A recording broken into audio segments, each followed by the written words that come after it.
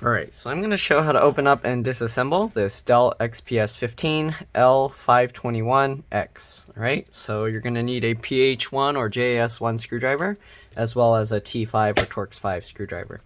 Alright, so first we're going to remove all the T5 screws around the frame. Okay, so there's one on each corner up here near the hinge. Alright, so remove those. Right, then go remove the two on the sides here.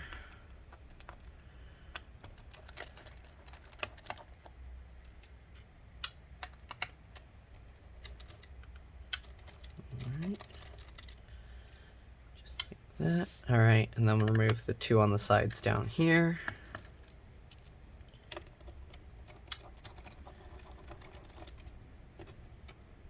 Right, after you get those 6 screws out, you're going to switch to the PH1 or JS1 screwdriver.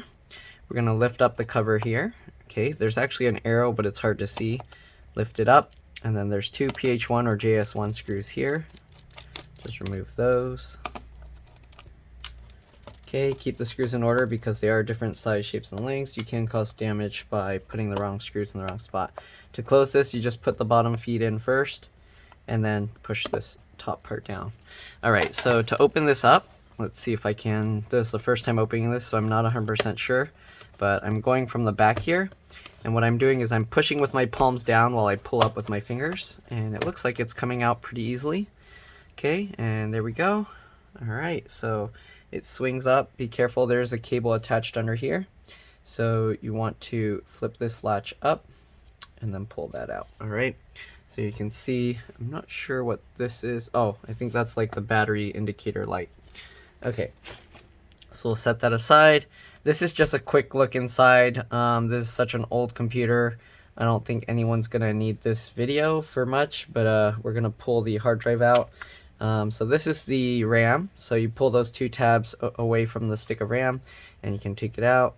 There's only one slot as far as I can see, and it's a 4 gig PC3L 12800S. So if you need to replace the RAM, that's what you'd want. You can get an 8 gig stick of RAM as well. Make sure it's PC3L 12800S. Okay, so this thing is really dusty inside. It's having a boot issue. I checked a whole bunch of stuff and it didn't want to work, so we're just gonna go ahead and be pulling the hard drive out.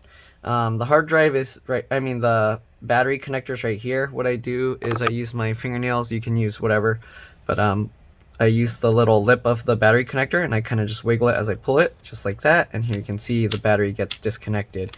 So usually it's a good idea to disconnect the battery and then open up the computer and press and hold the power button for about 10 to 15 seconds just to be safe. Since this computer, we're not really fixing it, we're just pulling the hard drive out. We're just going to leave that as is, and then we're going to go ahead and get the hard drive out. So the hard drive has this battery cable kind of in the way. Let me zoom out. Okay, so we pulled the battery cable out of the way. If you can't get the battery cable out of the way, you can actually take the battery completely out, but we're just moving this out of the way. Alright, so we're going to take the screws out that are holding the hard drive caddy in place. Alright, there's also this SATA SSD here, but I believe they just use that as like cache memory storage, so it's more like additional, kind of almost like RAM. But yeah, so we don't really need that, we just need to get out this hard drive. Okay, so just like that, we're gonna disconnect the cable here. So to remove that, there's this pull tab. You just grab it and pull straight up. Okay, if it doesn't come out like right now, it's really hard to pull this up. What I like to do is get my fingernail underneath the connector here and then pop it up while I'm kind of pulling on the tab. So pull on it and then like that, pop that up. I don't know if you could see because my hand was in the way, but just like that. Alright, then you want to move this cable out of the way so that you can get to the last screw here. And if you're planning to reuse the computer, make sure to be careful not to damage the cable, this cable. Okay, so we'll take out that last screw.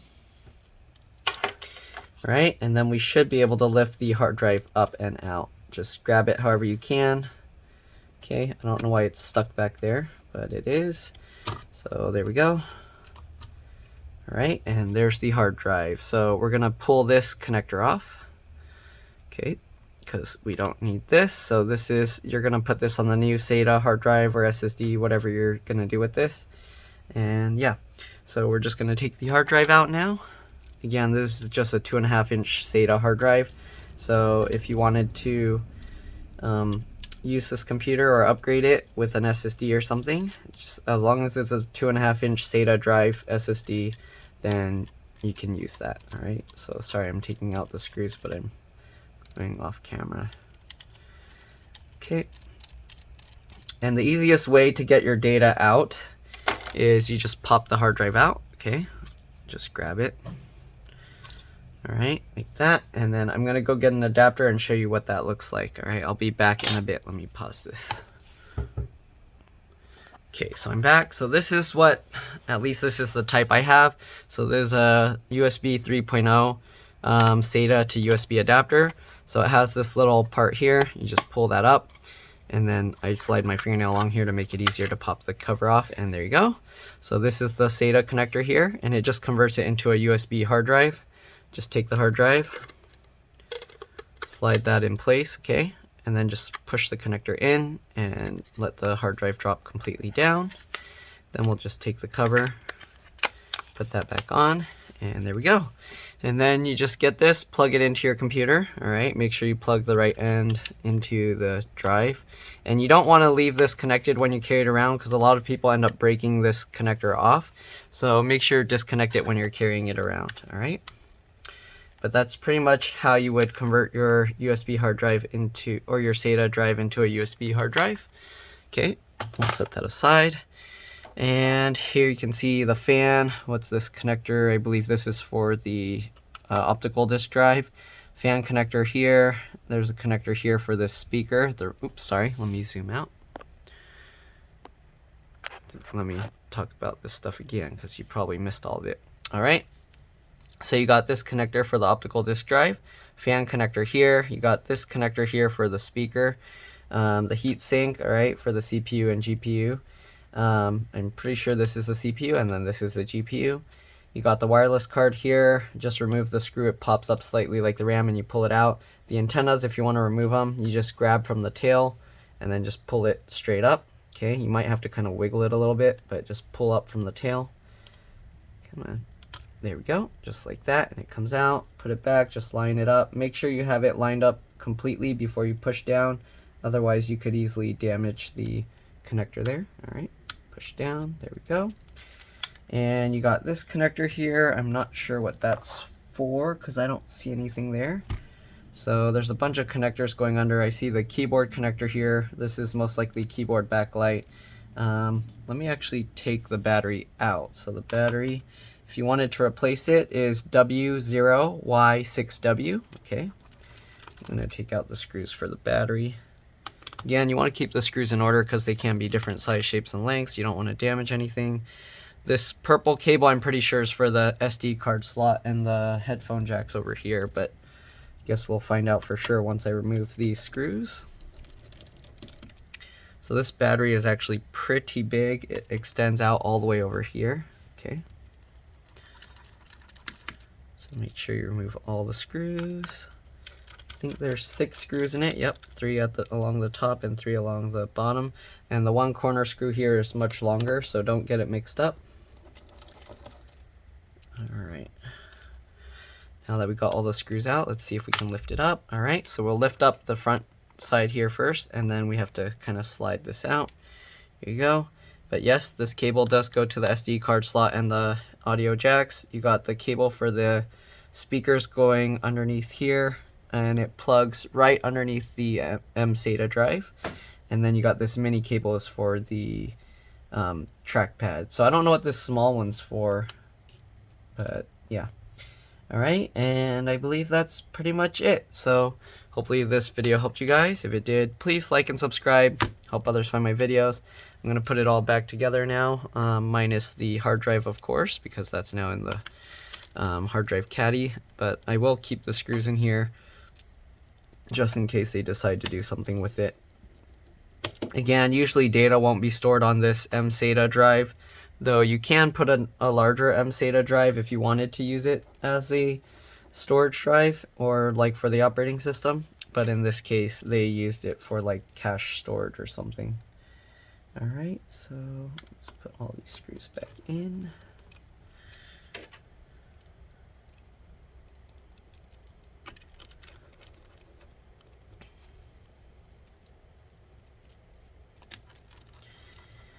There we go. I'm going to reconnect this piece here, so it goes like that.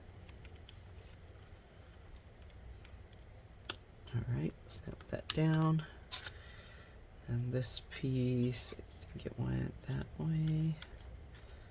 Put this under there. Clean that up. Alright. Get this cable out. Alright, now we'll just put these screws all back in.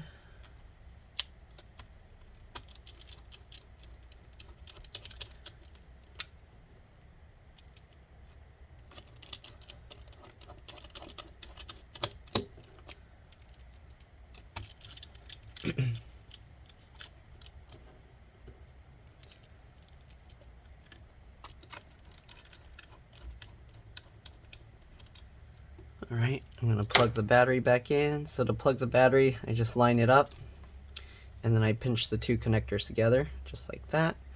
Right, these loose screws, what I like to do is I like to get a piece of tape and then fold both ends inward like this, so both sides on here aren't sticky. And then I'll just take the screws, stick them on there. Okay. Not directly in the middle, you want it slightly further up, so that way you can actually roll it over like this and then use that to make like a pocket. And since these two side edges don't stick together, you can easily like peel it open. Okay, and then I just use that to stick the screws in place just like that. Okay, then you can see there's the little pouch with the screws there. Alright, then we're going to reconnect the battery connector just like that. Get the connector in place, just like this. Alright, and then put the latch back down. Then what you want to do is get the bottom clips here lined up first at an angle, and then slowly drop down that, and you can clip it all in place. Put back the screws that were underneath the metal cover.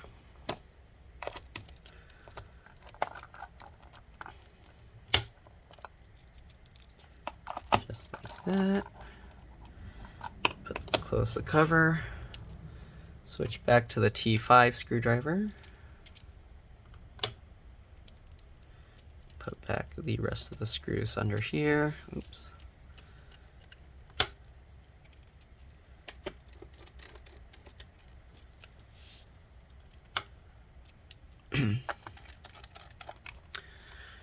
Alright, and that's all there is to it. So again, hopefully this video helped. If it did, like, subscribe, help others find my videos. Thank you for watching, and I will see you in the next one. Alright, bye.